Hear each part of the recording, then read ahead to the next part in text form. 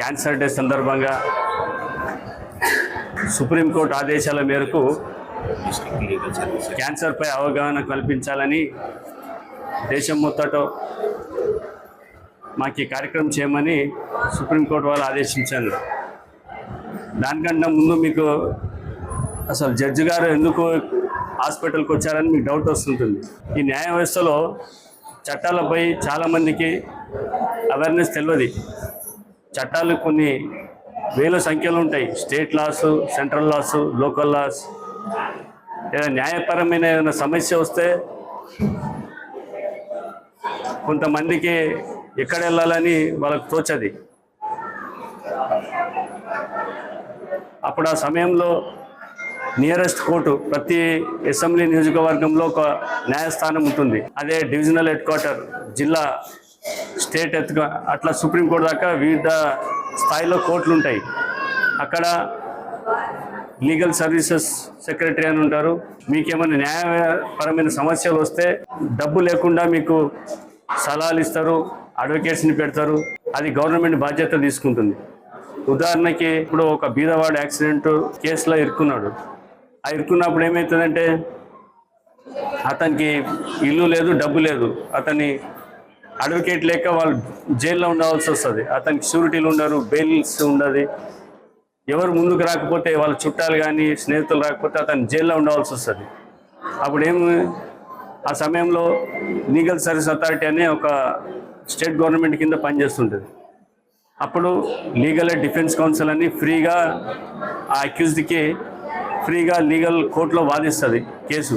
లేకపోతే ఇప్పుడు అతనికి అడ్వకేట్ లేకపోతే అతను జైల్లో కేసు పరిష్కరించేదాకా కోర్టులో పెండింగ్ ఉన్నంత వరకు అతను జైల్లోనే ఉండాలి. అతని రైట్స్ని ఉల్లంఘన, ఆయనకు లిబర్టీ అనేది పోతుంది ఆర్టికల్ 14 కింద.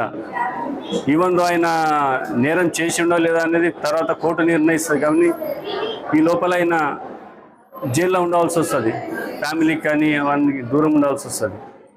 కాబట్టి మాకు ఇచ్చిన టాస్క్ ఏమంటే, గవర్నమెంట్లో ప్రతి డిపార్ట్మెంట్స్ అట్లా రకరకాలుగా డిపార్ట్మెంట్స్ ఉంటాయి.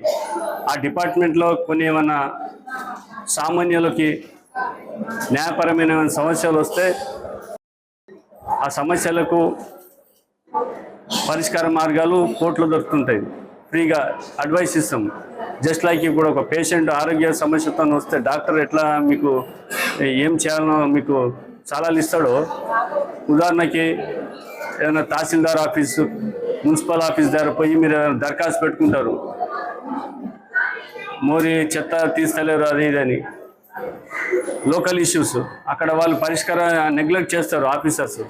చేయకపోతే ఏం చేస్తారంటే, మీకు ఎవరు మీకు స్పందించకపోతే ఏం చేయాలంటే, ప్రతి జిల్లా హెడ్ క్వార్టర్లో లోకల్ కోర్టులో ఒక లీగల్ సర్వీస్ అథారిటీ అని ఉంటుంది. అక్కడ మీరు అప్లికేషన్ ఇస్తే మేము అప్లికేషన్ని సంబంధిత అధికారికి నోటీస్ ఇచ్చి ఆ పనులు చేసే బాధ్యత లీగల్ సర్వీస్ అథారిటీ తీసుకుంటుంది. ఇది మా వ్యవస్థ చేసే పని. కాబట్టి ఇప్పుడు మీరు అర్థం చేసుకోవచ్చు సార్కి ఏం పని, ఇక్కడ డాక్టర్ దగ్గర పని అని. అపార్ట్ ఫ్రమ్ దిస్ అవేర్నెస్ ఇప్పుడు ఇందాక మేము యాంటీ ర్యాగింగ్, డ్రగ్స్ మీద యాంటీ ర్యాగింగ్ మొన్న లాస్ట్ మంత్ మెడికల్ కాలేజ్లో చేశాము. చాలామందికి తెలియదు ర్యాగింగ్ చేస్తారు. తర్వాత కేసులు పెట్టే వరకు వాళ్ళకు సస్పెండ్ అయిపోతారు, కాలేజీ నుంచి రిమూవ్ చేస్తారు. కేసులు రిజిస్టర్ అయితే వాళ్ళు ఉద్యోగులకి అనర్హులు అవుతారు, డిస్క్వాలిఫై అవుతారు. ఇవన్నీ ఎప్పుడైతుందంటే తెలియదు వాళ్ళకి చట్టం. ముందరనే వాళ్ళకు చట్టం గురించి తెలిస్తే ఇటువంటి పనులు చేయరు. చిన్న తప్పు నుంచి పెద్ద తప్పుకి ప్రతి దానికి ఒక శిక్ష ఉన్నది. ఇప్పుడు మనిషి కాలు ఇట్లా దీన్ని గిచ్చితే పించింగ్, ఇది కూడా పెయిన్ అంటారు. ఈ పెయిన్ కూడా పనిష్మెంట్ ఉంటుంది. కాబట్టి ఈ యొక్క సమయాన్ని కేటాయించినందుకు అందరూ, ఈ ఆరోగ్య సిబ్బందికి, మేనేజ్మెంట్కి ఈ అవకాశం ఇచ్చిన అందరికీ కూడా పేరు పేరున ధన్యవాదాలు తెలుపుతూ ముగిస్తున్నాను.